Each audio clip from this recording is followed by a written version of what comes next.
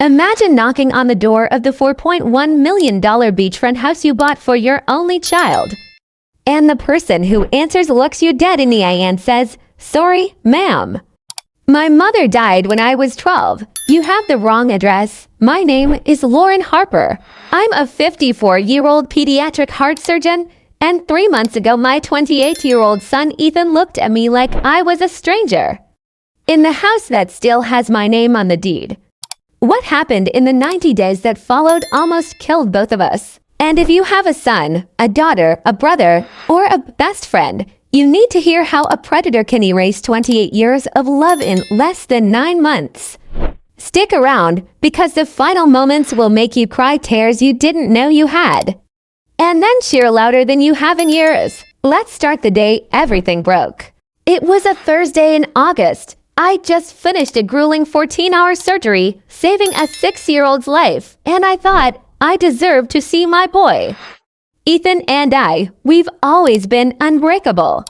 His dad walked out when he was just 3, so it's been us against the world ever since. He was so brilliant, got his aerospace engineering degree from Georgia Tech on a full scholarship, and even landed his dream job at a rocket startup in San Diego. Last year, I surprised him with the keys to a 5-bedroom oceanfront house. Paid in cash. I wanted him to chase his dreams without ever worrying about a roof over his head. So I didn't call. I just Ubered straight from the airport with balloons and his favorite peach pie. I rang the bell, so excited to see his face light up. The door opened, and my son was wearing an apron. A full-length floral 1950s housewife apron. His eyes were just empty. I said, "Ethan, baby, it's Mom." He just tilted his head, like a confused puppy. "I'm sorry, ma'am, my mother passed away when I was 12.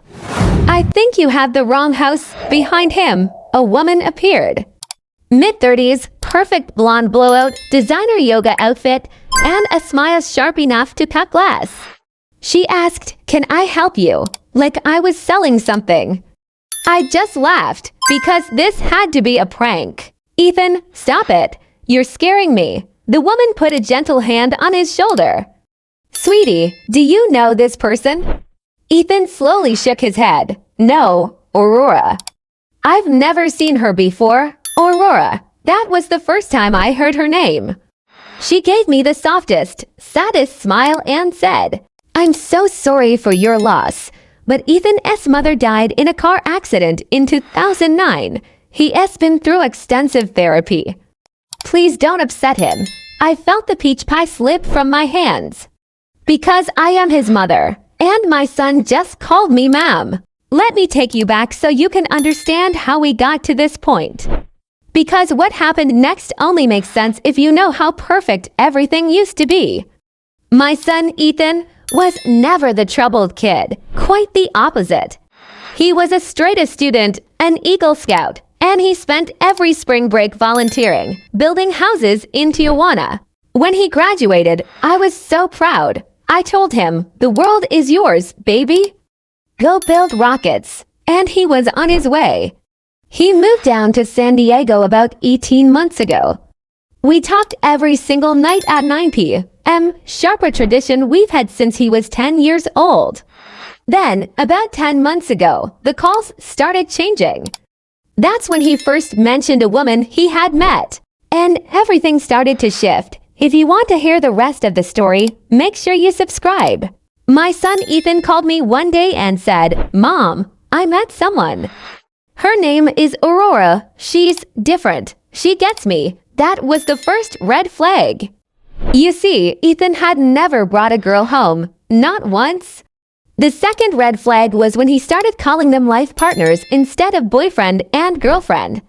Then came the third. He stopped saying "I love you" at the end of our calls. Instead, he'd say, "I appreciate you." I flew down to see him twice, but both times, Aurora just happened to be out of town on a retreat. Ethan looked thinner and so much quieter. He kept glancing at his phone, almost like he was waiting for permission to speak. I tried to convince myself it was just new love brain, that he was just besotted. I was so wrong. Stay tuned for part 2 to find out what happened next. So fast forward to the peach pie disaster. I'm standing on the porch, and Aurora gently closes the door right in my face. And there's my son just standing behind her, completely blank, like a robot. I stood there for 20 minutes, just ringing that doorbell over and over. Nothing. Nobody came back. That's when my surgeon instincts kicked in. When a heart stops, you don't just let it die. You fight. So I drove straight to the San Diego County Recorder's office. The house deed was still only in my son's name. I was so relieved, but then I saw it. A declaration of domestic partnership filed 6 weeks earlier. And a durable power of attorney giving Aurora full medical and financial control if my son ever became incapacitated. My blood ran cold. Thanks for watching. Don't forget to like and subscribe for the next part of the story. My son wasn't even married yet, but he had already legally handed this woman his entire life. I couldn't understand it. That night, shaking, I checked his Instagram. Every single photo of me had been archived. Every childhood memory. Every graduation post. Every love you, mom comment. Just gone. His bio now read, healing my inner child with my soul guide, Aurora. It felt like a punch to the gut. I actually threw up in a McDonald's parking lot. There was only one person I could call, the only person who scares me more than God, my best friend, retired Detective Angela Ortiz, 25 years with the SDPD fraud unit. Within 48 hours, Angela had a file on this Aurora Grace Caldwell that made my blood run cold. It turns out Aurora wasn't 35 like she claimed. She was 42, and that was just the beginning. Stay tuned for part 2. You might see her online calling herself a wellness coach, but the truth about Aurora is far more sinister. She wasn't building communities. She was a serial predator hunting for high net worth only children. Her method, she'd convince them their loving parents were toxic. In 2018, her first victim in Portland signed over a nearly $3 million house. His mother was cut off, and just 6 months later, he was found dead from an overdose. It was ruled an accident. Then in 2020, a $19 million trust in Denver was drained. The victim's father, recently accused of abuse, died of a supposed heart attack. And in 2022, an Austin daughter vanished with Aurora to Costa Rica. She's still missing. All 3 victims adopted the same last name, Grace. All 3 blocked their families in the same week. All 3 signed over power of attorney within 90 days of meeting her. She's a black widow who doesn't need poison. She uses love as her weapon. The morning after everything went down, Angela and I filed an emergency vulnerable adult petition. In California, you can freeze someone's assets if there's proof of undue influence on a dependent adult. Now Ethan was 38, sharp as a tack, and in perfect health. But the judge looked at the pattern we presented and granted the freeze anyway. Every single account with Ethan Harper's name on it was locked down. We even put a lis pendens on the La Jolla house so it couldn't be sold. Aurora's reaction was immediate and explosive. She went live on Ethan's TikTok for 30 minutes, titling it Exposing My Abusive Mother, Why I'm Going No Contact. It racked up to 1 million views in just 4 hours. In the video, Ethan just sat there, completely blank, while Aurora sobbed about how I supposedly controlled him with money, never let him grieve his real mother, and threatened to disown him. The comments exploded with hashtags like #ProtectEthan and #NarcissisticParents. By dinner time, I was getting death threats. 3 days later, I got a call from Ethan's phone. Mom, my heart just exploded with hope. Baby, I'm here. I cried out, but it wasn't him. It was Aurora's voice, sickly sweet. Lauren, Ethan wants to meet you tomorrow. He's ready to say goodbye so you can both heal. I knew deep down it was a trap, but I had to go. We met at a quiet little cafe. Ethan walked in looking like he'd just stepped out of a cult retreat brochure, complete with linen pants and a mala bead necklace. He sat down, looked me straight in the eye, and said, "I forgive you, Lauren." Not Mom, Lauren. "I forgive you for the years of emotional incarceration. Aurora helped me see how you used money to keep me small." Then, he slid an envelope across the table. Inside was a cease and desist letter, a restraining order application, and printed emails where I supposedly threatened to end my life if he didn't come home. The emails weren't from me, and that's when I saw her, Aurora, filming from a corner booth, a smug smile on her face. That video went viral too, titled "When Narcissistic Parents Make Suicide Threats." I hadn't slept for 6 days. Then, at 3 a.m., Angela called me, "Lauren, we found something." My heart stopped. Aurora just bought 2 one-way tickets to Bali. They leave in 9 days. She didn't have to say who the second ticket was for. Aurora had also started a company called Harper Gray's Sanctuary, the sole officer. My son, Ethan, they were going to liquidate everything and disappear. Most people would have given up, but I'm a surgeon. We don't quit just because a heart flatlines. Angela connected me with a forensic psychiatrist, Dr. Malhotra, who explained Aurora's playbook. Love bombing, isolation, rewriting memories, getting legal control, and then vanishing to a non-extradition country. We had 1 week to break her spell. Dr. Malhotra gave me my only weapon, cognitive dissonance. I had to force Ethan to see Aurora's true face, with absolutely no room for denial. It was my only shot. Priya knew a former patient, someone who had managed to escape Aurora's influence back in 2021. This woman had done something incredible.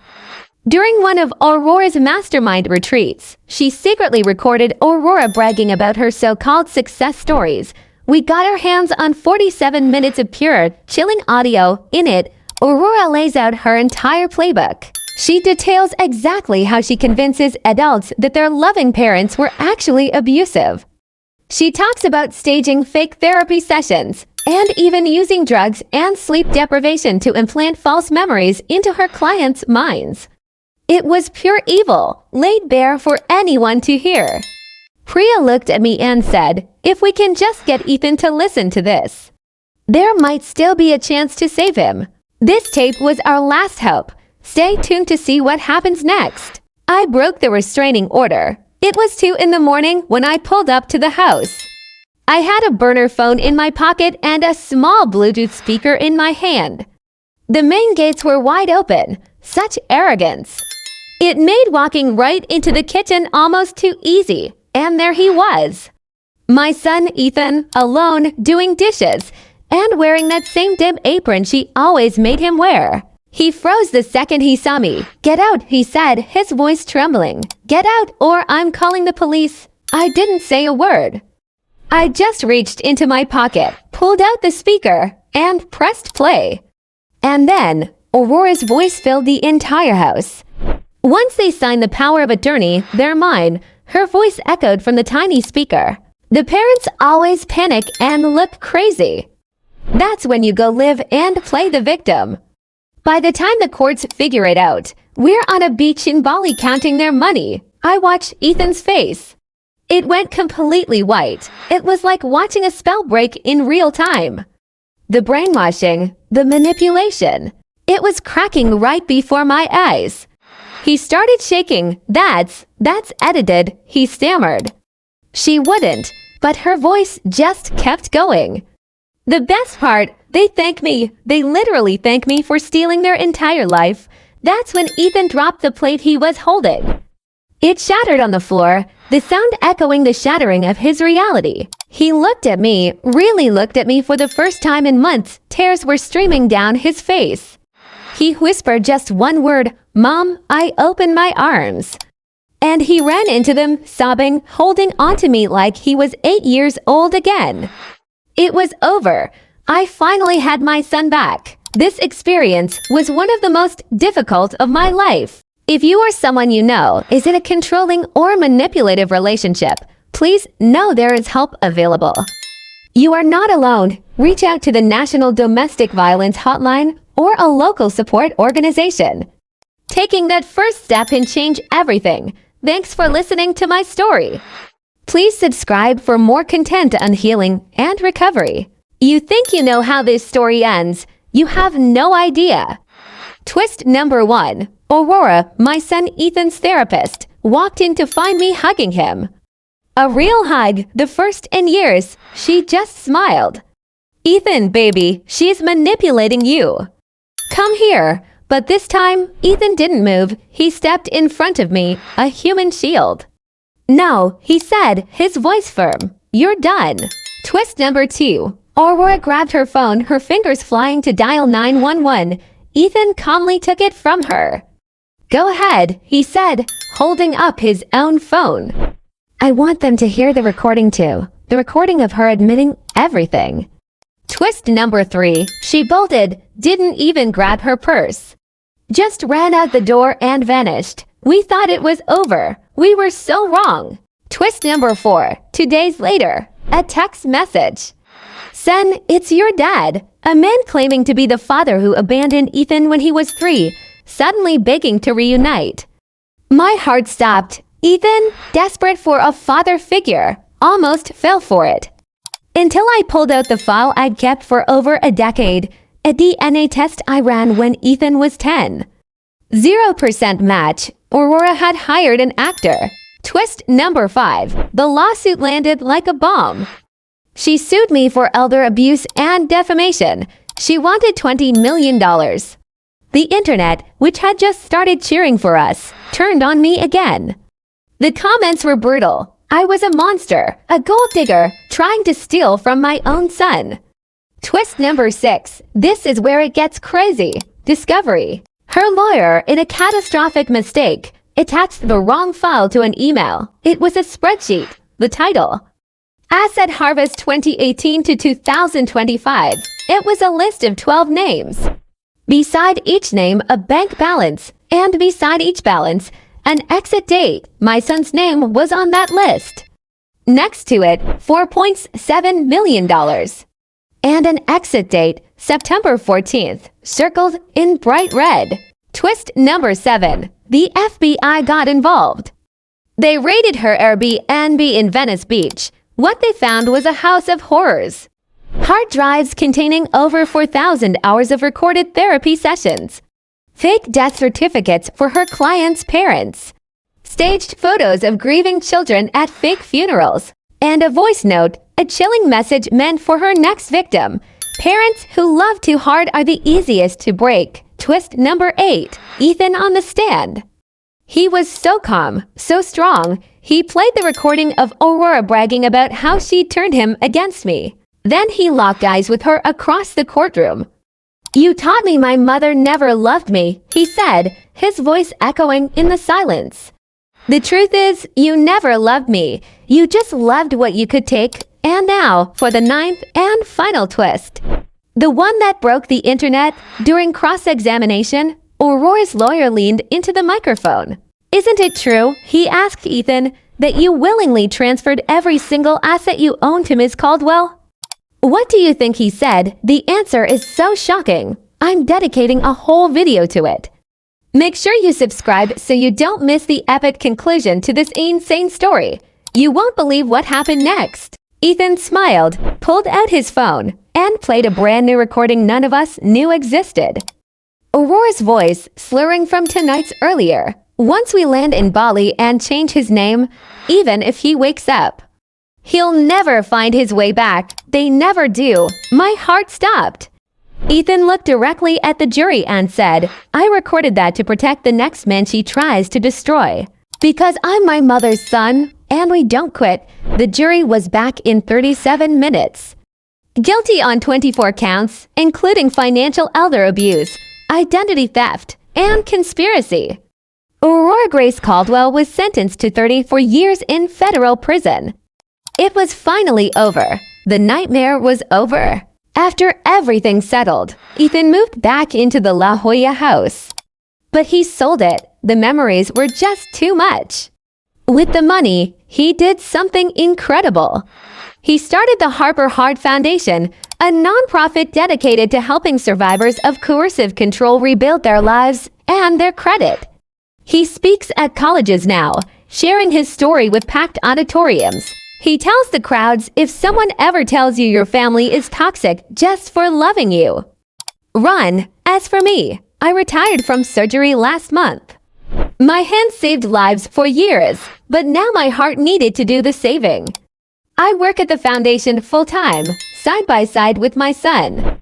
We've helped 63 people escape situations just like his in the last year alone. Every single one of them, every single one, thought their parents were the problem.